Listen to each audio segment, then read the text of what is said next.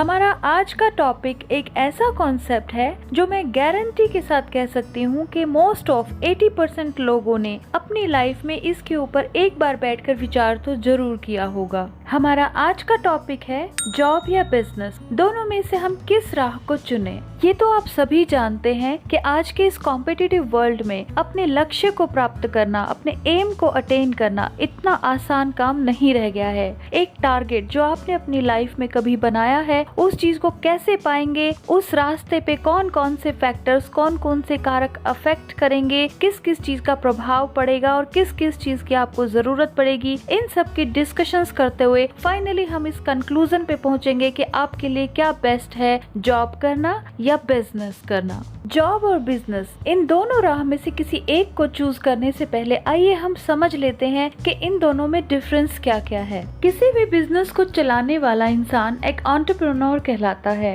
इसी तरह से बिजनेस में एंटरप्रेन्योर अपना खुद का बॉस होता है, जबकि जॉब में हमें किसी न किसी के अंडर रहकर काम करना पड़ता है। कोई ना कोई हमारा बॉस जरूर होता है, वो चाहे खुद भी एम्प्लॉय हो या वो कंपनी का मालिक हो। पॉइंट नंबर 2, एक मेजर डिफरेंस ये भी है कि एक एंटरप्रेन्योर अपना डिसीजन खुद लेता है, वो उसकी फ्रीडम रखता है और उसे कब इम्प्लीकेशन करना है ये पूरा फैसला उसका अपना होता है। लेकिन जब आप जॉब कर रहे होते हैं तो किसी भी तरह का डिसीजन लेने से पहले आपको अपने बॉस की परमिशन नीडेड है। पॉइंट नंबर 3, जब आप बिजनेस कर रहे होते हैं और आपसे वहाँ पे कोई मिस्टेक हो जाए तो फॉल्ट फाइंडिंग या क्रिटिसिज्म के लिए ऐसा कोई नहीं होता। लेकिन जब आप जॉब कर रहे होते हैं तो हो सकता है आपको क्रिटिसिज्म अपने बॉस की तरफ से मिले। पॉइंट नंबर 4, जब आप बिजनेस कर रहे होते हैं तो आप अपने टाइम को अपने अकॉर्डिंग, अपने शेड्यूल के अकॉर्डिंग खुद मैनेज करते हैं। कब आपको मीटिंग्स करनी है, कब आपको आउटिंग्स करनी है, किस वक्त ऑफिस में कैसे जाना है, कैसे लौटना है, ये सब डिसीजंस आपके होते हैं। लेकिन जब आप जॉब कर रहे होते हैं तो वहाँ एक टाइम होता है, एक शेड्यूल होता है, ऑफिस टाइमिंग्स के अकॉर्डिंग आपको चलना पड़ता है। Point number 5 is again a big difference. जब आप बिजनेस में होते हैं तो नेट प्रॉफिट आपका अपना खुद का होता है,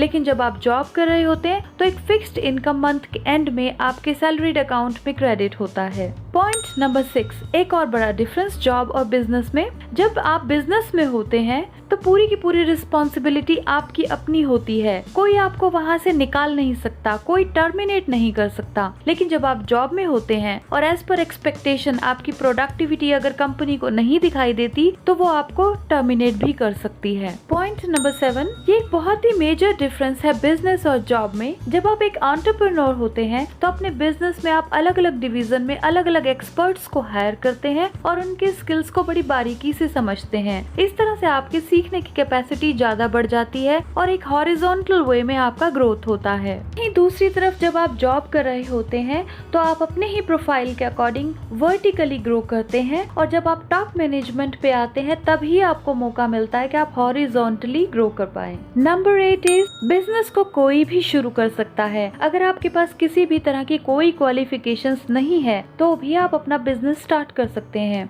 बहुत छोटी सी स्किल अगर आपके पास है तब भी आप अपना बिजनेस स्टार्ट कर सकते हैं। लेकिन जॉब के लिए आपको कुछ ना कुछ स्पेसिफिक स्किल्स या कुछ स्पेसिफिक क्वालिफिकेशंस नीडेड होती है। नंबर 9, जब आप बिजनेस कर रहे होते हैं तो बिजनेस की प्रॉफिटेबिलिटी या बिजनेस की ग्रोथ पूरी रिस्पॉन्सिबिलिटी आपके अपने ऊपर होती है। वहीं दूसरी तरफ अक्सर ऐसा नोटिस किया गया है कि जॉब करने वाले एम्प्लॉय सेल्फ ग्रोथ के लिए ज्यादा कंसर्न रहते हैं कंपनी की बजाय। पॉइंट नंबर 10, जब आप बिजनेस कर रहे हैं तो बिजनेस में rules and regulations and policies, strategies बनाने वाले आप खुद होते हैं और लोगों को उनको ओबे करना पड़ता है। लेकिन जब आप जॉब में होते हैं तो आपको अपने ऑफिस के रूल्स एंड रेगुलेशंस को स्ट्रिक्टली फॉलो करना पड़ता है। पॉइंट नंबर 11, जब आप बिजनेस में होते हैं और आपका बिजनेस ग्रो करने लगता है तो आप लोगों को हायर करते हैं और उन्हें एम्प्लॉयमेंट देने लगते हैं। इससे आप कई परिवारों की जिम्मेदारी उठाते हैं। और वहीं जब आप जॉब कर रहे एक एम्प्लॉय होते हैं तो आप अपनी सैलरी से अपनी फैमिली की टेक केयर करते हैं। अब आइए कुछ ध्यान देने वाली बातें डिस्कस करते हैं। पॉइंट नंबर 12, जब आप किसी बिजनेस को स्टार्ट करते हैं तो बहुत ही कम बिजनेस ऐसे होते हैं जो बहुत कम इन्वेस्टमेंट लेते हैं। अदरवाइज किसी भी बिजनेस को स्टार्ट करने के लिए आपको एक रकम जरूरी होती है इन्वेस्टमेंट के तौर पर, जबकि अगर आप जॉब करते हैं तो आपकी अपनी क्वालिफिकेशंस, आपकी अपनी कुशलता, आपकी अपनी स्किल्स वो काफी काफ़ी है। अगर आप एक इंटरव्यू क्लियर कर देते हैं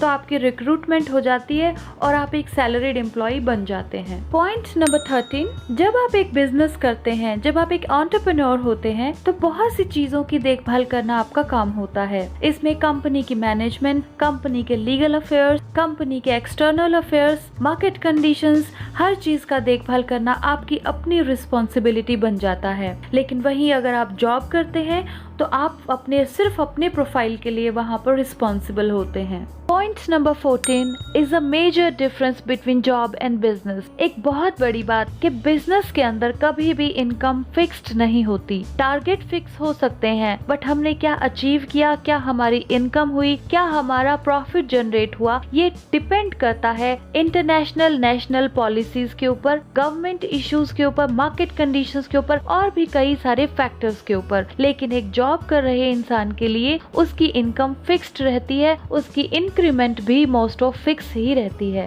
पॉइंट नंबर 15 इज, ऐसा कहा गया है कि बिजनेस में जितना बड़ा रिस्क उतना ज्यादा प्रॉफिट। तो एक एंटरप्रेन्योर के लिए एक बहुत ही चैलेंजिंग सिचुएशन बन जाती है। उसके लिए एक जोखिम भरा माहौल होता है और वो हमेशा रिस्क पर रहता है। एंटरप्रेन्योर के लिए सबसे बड़ा रिस्क मॉनेटरी रिस्क है, क्योंकि उसके ऊपर अपने सभी एम्प्लॉइज की रिस्पॉन्सिबिलिटीज है, अपने वैल्यूएबल कस्टमर्स की रिक्वायरमेंट को फुलफिल करना, वेंडर्स की लायबिलिटीज और भी इस तरह के कई लीगल गवर्नमेंट अथॉरिटीज की टेक केयर। इनके अलावा और भी कई ऐसे फैक्टर्स हैं जिनकी रिस्पॉन्सिबिलिटी एक एंटरप्रेन्योर के ऊपर होती है और अक्सर इन सब की वजह से वो तनाव की स्थिति भी महसूस कर सकते हैं। जबकि जॉब में एम्प्लॉइज इस तरह के किसी भी रिस्क फैक्टर से और तनाव से बिल्कुल मुक्त होते हैं। उन्हें सिर्फ अपनी परफॉर्मेंस को जस्टिफाई करना होता है। इन सभी डिफरेंसेस को डिस्कस करते हुए हमने जॉब और बिजनेस के सभी गुड एंड बैड एस्पेक्ट्स को डिस्कस कर लिया है। अब आइए चलते हैं फाइनली ये डिसाइड करने के लिए कि हमारे लिए क्या अच्छा रहेगा, जॉब या बिजनेस या कोई बीच का रास्ता। जनरली ऐसा देखा गया है कि क्वालिफिकेशन कंप्लीट करने के बाद स्टूडेंट हमेशा इस बात के लिए कंफ्यूज रहते हैं कि अब वो जॉब करें या बिजनेस। जॉब या बिजनेस दोनों में से किसी एक को डिसाइड करने के लिए कुछ फैक्टर्स को ध्यान में रखना जरूरी है। जिस तरह से कहा गया है कि पानी में उतरने से पहले पानी की गहराई को जानना बहुत जरूरी है। अगर पानी गहरा हुआ और तैराक को तैराकी नहीं आती होगी तो उसकी मृत्यु भी हो सकती है। इसी तरह से लाइफ में अपने करियर को चूज करने के लिए कि हमें जॉब करनी है या बिजनेस करनी है, अपनी क्वालिफिकेशंस, अपनी एबिलिटीज, अपना रिस्क फैक्टर, अपने सोर्सेज, अपना financial funding system, family responsibilities, इन सब चीजों का ध्यान रखना बहुत जरूरी है। कुछ पर्सनैलिटी ट्रेट्स भी डिसाइड करते हैं कि आप कौन सी डायरेक्शन में ज्यादा सक्सेसफुल होंगे। अगर आप साहसी हैं, डेयरिंग हैं, नेतृत्व का गुण रखते हैं, लीडरशिप क्वालिटीज आप में है, मैनेजमेंट स्किल्स है, आप लोगों को मैनेज कर सकते हैं। अगर एम्प्लॉइज को मैनेज करते हुए उनकी परफॉर्मेंस को अपग्रेड करके उनसे डिजायर्ड प्रोडक्टिविटी रिजल्ट अगर आप ले सकते हैं और इसके अलावा मार्केट कंडीशंस की, अपने कॉम्पिटिटर्स की वीकनेस की अगर आपको अच्छी समझ है तो बिजनेस आपके लिए है। वहीं दूसरी तरफ अगर आप स्मॉलर अर्निंग डिविजन्स में से हैं और आपकी अर्निंग कैपेसिटी इतनी नहीं है या घर में इतने अर्निंग मेंबर नहीं है और आप सिंगल सोर्स ऑफ अर्निंग हो और आपके पास इतना पैसा नहीं है कि आप बिजनेस में इन्वेस्ट कर सकें और बिजनेस के लिए लोन लेने का रिस्क ले सकें, तो ऐसे में जॉब करना आपके लिए एक बेस्ट ऑप्शन है, क्योंकि ऐसे में एक फिक्स्ड अमाउंट एवरी मंथ आपके लिए नीडेड है ताकि आप अपनी फैमिली का टेक केयर कर सकें। ऐसी कॉमन अजम्पशंस हैं कि बिजनेस आपको रिच बनाता है, एक अच्छा लाइफस्टाइल भी देता है। कहीं ना कहीं ये सही भी है, क्योंकि बिजनेस में आप पूरा का पूरा प्रॉफिट अपने पास रखते हैं। नो डाउट कि रिस्क फैक्टर बहुत हाई है, आपको बहुत मेहनत भी करनी पड़ती है और एक ग्रोथ पाने के लिए इसकी पूरी रिस्पॉन्सिबिलिटी भी उठानी पड़ती है। और वैसे भी ऐसा कहा गया है जिन लोगों के सपने हाई होते हैं, जो लोग नॉर्मल काम करने के लिए अपने आप को नहीं समझते, जो लोग ये समझते हैं कि हम कुछ स्पेशल करने आए हैं, हम दूसरों से अलग हैं। जब आप अपना रिस्क फैक्टर हाई रखते हैं, बहुत मेहनत करते हैं, अपने वैल्यूएबल टाइम को सही से यूज करते हैं, तो उसका उतना ही बेनिफिट भी आपको मिलता है। अब आइए ऐसे लोगों को डिस्कस डिस्कस करते हैं जो निम्न आय वर्गीय हैं, जिनकी फाइनेंशियल कंडीशन इतनी अच्छी नहीं है कि वो अपने सपने ऊंचे रख सकें, वो बिजनेस कर सकें। हालांकि उनमें टैलेंट की कोई कमी नहीं है, लेकिन फाइनेंशियल इश्यूज के चलते वो बिजनेस चलाने का अपना सपना पूरा नहीं कर पा रहे हैं, वो एक एंटरप्रेन्योर नहीं बन पा रहे हैं। ऐसी जनता के लिए जिनके पास क्वालिफिकेशन लगभग ना के बराबर है या फाइनेंशियल कंडीशन जिनकी काफी खराब है, उनके लिए मोदी गवर्नमेंट ने एमएसएमईज के लिए बहुत सारे लोन की व्यवस्था की है जो कई सारे बैंकों में अवेलेबल है। आप इसके बारे में बैंक में जाके बैंक अधिकारियों से पता भी कर सकते हैं। लेकिन अगर आप लोन लेने का रिस्क फैक्टर नहीं ले सकते हैं तो सबसे पहले आप किसी भी तरह की जॉब पकड़िए और अपनी जॉब के साथ साथ पैसिव इनकम सोर्सेज के बारे में विचार करना शुरू करिए, जो साइड इनकम कहलाती है। पैसिव इनकम यानी साइड इनकम जनरेट करने के लिए आप अपने स्पाउस से भी मदद ले सकते हैं। इस तरह से आप छोटी छोटी बचत करके अपने पास इतनी फंडिंग क्रिएट कर सकते हैं कि आप किसी भी तरह का छोटा सा बिजनेस स्टार्ट कर सकें। अगर आप ध्यान देना शुरू करेंगे तो आपको महसूस होगा कि ऐसे कई एग्जाम्पल रूटीन लाइफ में हमारे चारों तरफ हैं, जिन्होंने बहुत छोटे से शुरुआत करके आज एक बड़ा मुकाम हासिल किया है। इस पूरी डिस्क्रिप्शन के बाद अब आप अपने आप को एनालाइज कीजिए, अपनी क्वालिफिकेशन, अपने इंटरेस्ट, अपने स्किल्स के अकॉर्डिंग और अपने पर्सनैलिटी ट्रेट्स को जज करिए और देखिए कि अब आपका मन क्या कहता है, एक बिजनेसमैन बनना या एक अच्छी कंपनी में जॉब करना।